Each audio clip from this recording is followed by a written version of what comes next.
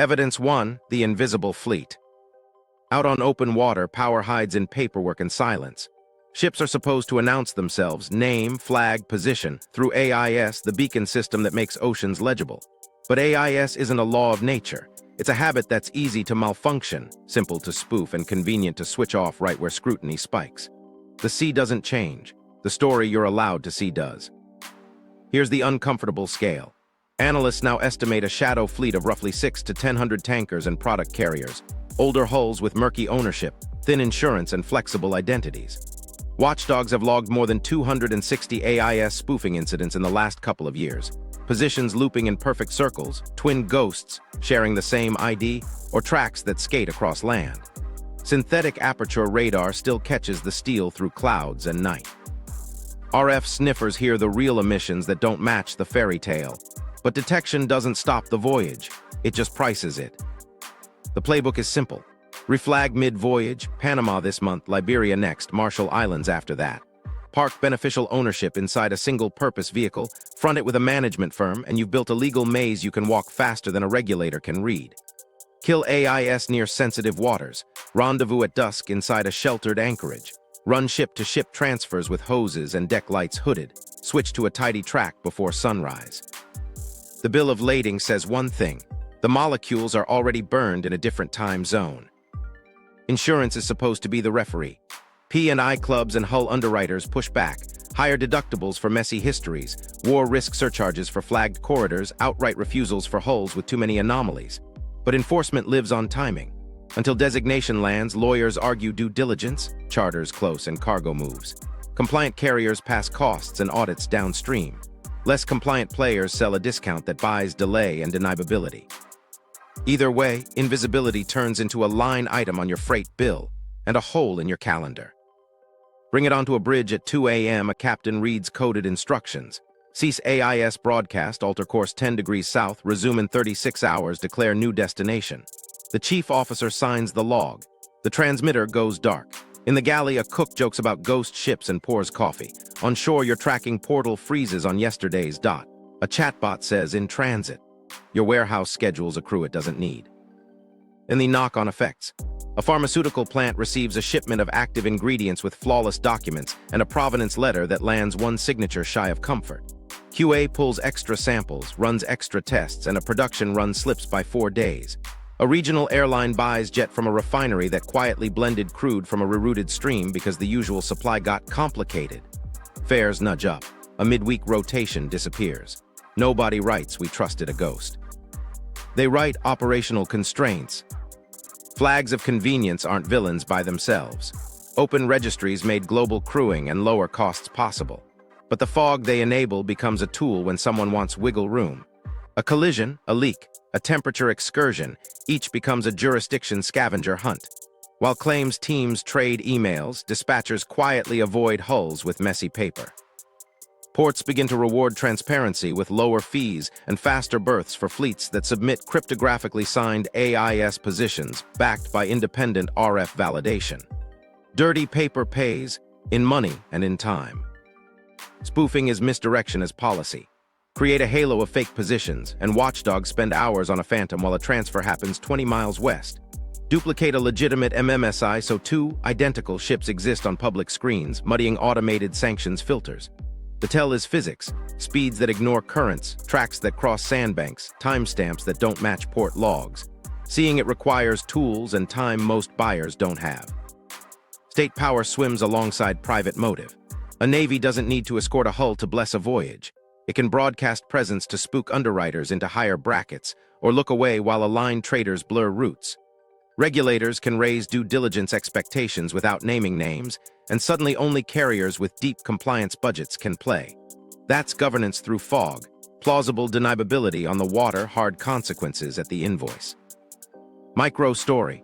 A petrochemical plant in Spain schedules a catalyst delivery for a maintenance window you can't miss. The supplier books a clean tanker, then swaps to a hull with a fresh flag and a sketchy AIS passed when the first ship gets pulled for inspection. The quote doubles. Pay and you keep the window, pass and you idle a unit for a month. The spreadsheet says choose. Night shift gets told to stay home. Detection is improving. Open satellite RF triangulation, port call reconciliation. But the point isn't winning hide and seek. It's clock control. If a ship can be both nowhere and on time until the last minute, you can't plan. When routes go foggy, price goes up, frequency goes down, and small players get squeezed out of bookings they once took for granted. That's a velvet blockade without a single patrol boat on screen. So treat the sea like a ledger. Insist on signed AIS histories. Pay the premium for clean paper when the lane goes risky. Tie your volume to ports that reward transparency with priority windows. Because the invisible fleet doesn't just move cargo, it moves your timing from we know to we hope. And hope is not a schedule. Evidence 2, the big three under stress. While the invisible fleet fogs the ledger, the map itself is straining where your week depends on it. Start with the Red Sea and Suez. Since late 2023, attacks and attempted strikes through Bab el-Mandeb pushed blue-chip liners off the corridor. Asia-Europe strings bent south around the Cape, adding roughly 10-14 days and about 2,000 extra nautical miles. That's not a detour, it's a cadence break. A 77-day round trip drifts toward 90. Weekly rotations slip to 10 or 14 days. A Tuesday Rotterdam call becomes a Thursday night tide. Miss that tide and your crane window's gone, the rail cutoff is past, and boxes roll to the next sailing.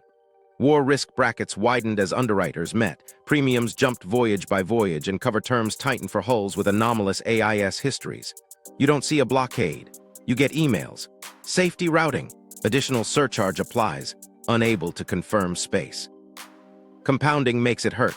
3 Cape-routed vessels bunch into Antwerp and Hamburg, yard density spikes, electricians rotate, and reefer plugs run tight for an afternoon. Most units stay cold. A few flirt with margins. QA pulls lots out of caution, and a pharmacist spends a morning rescheduling treatments. Fresh produce picked for a precise auction day sweats through value because the terminal landed them on a Sunday. The truck missed the gate, the auction closed, and margin turned into waste. Insurance adds friction that never makes TV. If a carrier's loop includes recent Red Sea exposure, some clubs demand escorts or charge deductibles that CFOs won't sign. Carriers pass the bill or pull tonnage. Your portal offers a reroute with a number you're not allowed to accept. Procurement escalates, time doesn't. Panama looks calmer and cuts just as deep.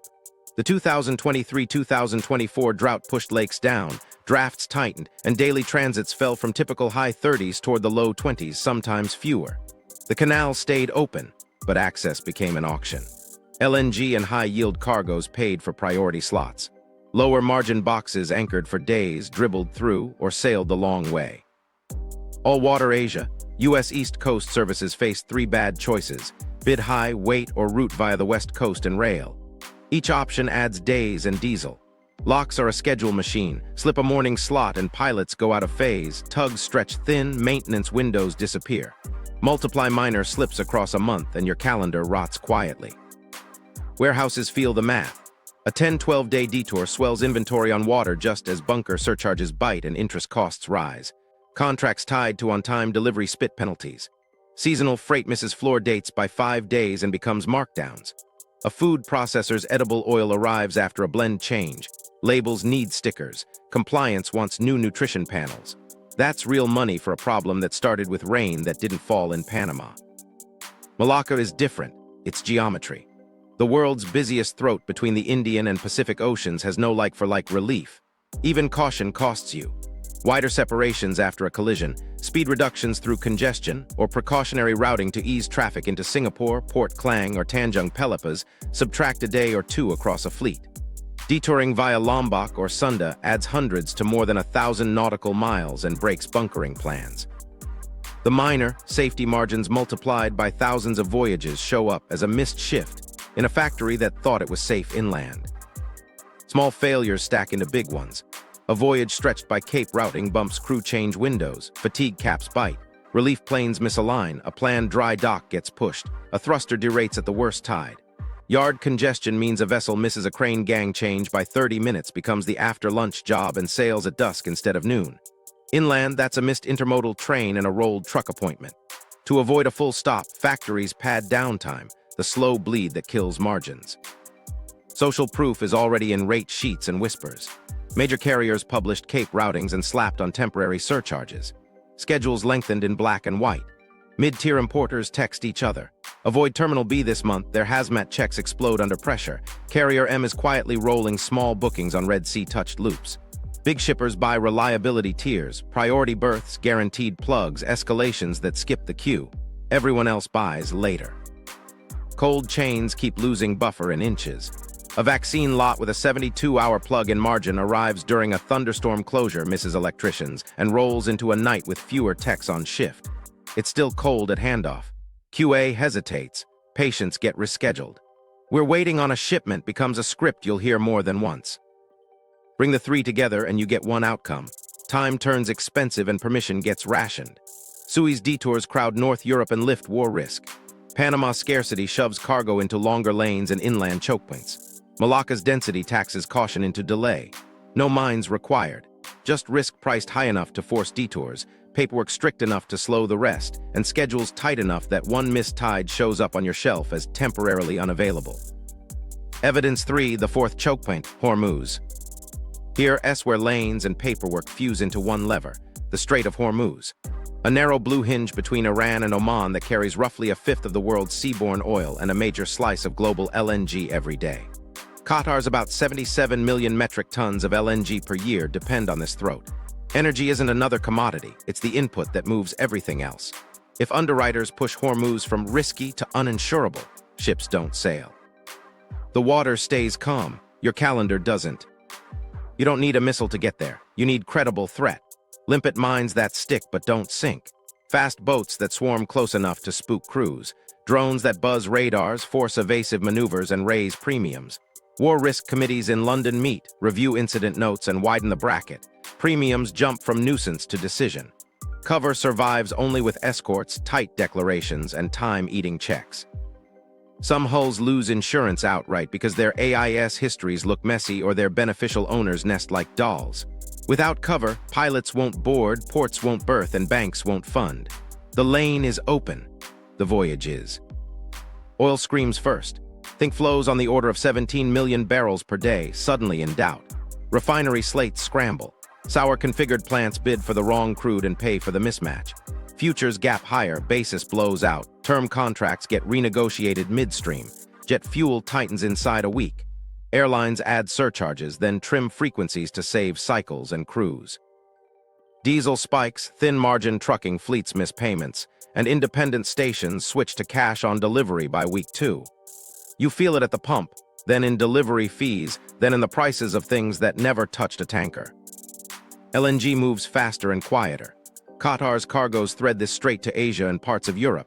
Divert or delay them and gas markets tighten in days. Utilities bump coal or distillates to keep the grid even. Spot electricity prices lurch. Industrial users on interruptible tariffs get the call to throttle. Glass furnaces, smelters, fertilizer plants don't pause gracefully. They idle, then shut, and a month of output disappears in a week. That's not a headline. That's a manager handing out PTO nobody wanted. Pipelines help but don't replace. Saudi's east-west line and UAE routes to Fujairah move meaningful volumes around the strait. Not enough at scale. Terminals top out, pumps have ceilings, valves don't open the politics. Even in perfect coordination, the world stays short. The gap turns into price, and price turns into timing. Now watch the feedback loop. Energy cost lifts freight cost lifts everything else. Container lines detour tankers around the Cape to keep predictable bunkering. Bunker burn climbs, schedules slip, surcharges appear. Inventory on water swells just as credit insurers reassess limits. Buyers push terms, suppliers refuse, covenants wobble. A poorly hedged desk takes a margin call on fuel and pulls cash from operations. One desk will fix it becomes a shift cut across town. Here's the 90-day clock in human time. Week 1, headlines and bracket moves, a few canceled sailings, procurement emails that say monitoring. Week 2, jet allocations tighten, regional carriers cut a rotation, diesel quotes jump, your grocer adds delivery fees and stops promising fast turns. Week 3 to 4, air cargo capacity gets bid away by higher-paying goods, pharmacies see gaps, hospitals swap formulations and reschedule procedures. Week 5 to 6, factories pad downtime, maintenance cannibalization starts, safety stocks drain. Week 7 to 9, limits per customer, temporarily unavailable signs, substitutions that don't fit your kid's diet, and a voice asking if Monday will do. The invisible fleet slides in at the edges. Sanctioned barrels don't wait for permission. They migrate into older tonnage with flexible flags and creative AIS. Ship-to-ship transfers multiply in hazy anchorages. Cargo moves slower and dearer with risk shifted onto people who can't price it away. Compliant carriers quote numbers that make CFOs blink. Shadow players whisper discounts that come with long tails. Compliance officers stop sleeping. Micro story. A hospital systems manager in Houston gets an alert. Propofol delayed due to upstream logistics. Translation. An active ingredient rode a tanker whose cover evaporated when the bracket moved. She counts 12 days at current usage, calls surgeons to reshuffle cases, swaps lots with a competitor hospital, and files for emergency allocation. Patients don't hear Hormuz. They hear we're moving you to next week. Politics hardens the edges. One government caps exports of refined products to protect domestic supply. Another draws down a strategic stockpile on TV. Futures jump. Basis spreads widen. Storage turns into power. Retailers tell customers not to panic. People remember the last time they heard that and top off anyway. Scarcity grows teeth around the margins. Could crude hit triple digits? It doesn't have to for you to feel it. Models map paths to $150 $200 if flows choke hard and long. But bracket moves, longer routes, and thinner schedules are enough to start the clock. Your life doesn't wait for a round number. Here's the part that feels like a conspiracy because it's paperwork. A committee draws a line. A port follows a rule. A bank applies a policy. The sea stays open. Your delivery shifts by inches you can't push back. The fourth choke point isn't just a straight. It's a signature that turns movement into permission, and permission into control over your day. Pillar 4, the cover-up, the pattern nobody sees. While missiles make headlines, the real story hides in fragments that never add up on TV. A drone strike here, a drought there, a cyber tightening somewhere else, separate clips, same outcome. Longer routes, pricier cover, thinner buffers, and calendars that won't hold. Fragmentation isn't confusion, it's a strategy. If every lever looks small, nobody notices the hand that pulls them together. Start with the anesthesia. Schedule optimization. Temporary safety protocol. War risk surcharge. Each phrase sounds reasonable in isolation. Carriers frame detours as reliability. Insurers frame premiums as prudence. Terminal operators frame delays as compliance. Add them together and you're paying rent on time you thought you owned. The sea stayed blue, your week turned gray. Who benefits when the fog thickens? Players big enough to surf volatility. The largest carriers sell priority reliability and monetize predictability. Mid-sized lines burn cash on emergency charters and miss windows they can't buy back. Insurers widen brackets, then dangle discounts for fleets with spotless compliance footprints. Audits, cryptographically signed AIS, independent RF validation. The kind of hygiene only giants can afford at scale. State-linked terminal networks don't need a memo to tilt the field. Aligned incentives do the work. Preferred loops get softer landings. Everyone else hears later. Policy sets the table gently. For decades, governments praised efficiency, thin inventories, just-in-time, single-favored ports. Resilience got speeches instead of budgets. When the shocks hit, the fix was optics, smart gates, dashboards, task forces. The boring line items, surge labor rosters, spare reefer plugs, convoy drills, pooled war risk backstops, stayed unfunded. The space between promise and practice is where leverage lives. Media isn't conspiring, incentives are. Pictures win segments, documents don't. The Ever Given was a meme. The balance sheets crushed by inventory carrying costs weren't. Producers need minutes, this requires months. By the time someone assembles the pattern, the corridor has shifted and the audience has moved on. Episodic coverage keeps systemic pressure invisible. Legal scaffolding looks benign until it bites. Concessions grant discretion during irregular operations. Irregular can mean cyber scares, weather advisories, or intelligence notes that can't be shared. Force majeure clauses stretch just enough to throttle flow without shutting doors. Compliance teams expand diligence on hulls with anomalous AIS histories. None of it reads like a plot. All of it quietly moves cargo from your schedule to someone else's. The insurance pen turns risk into governance.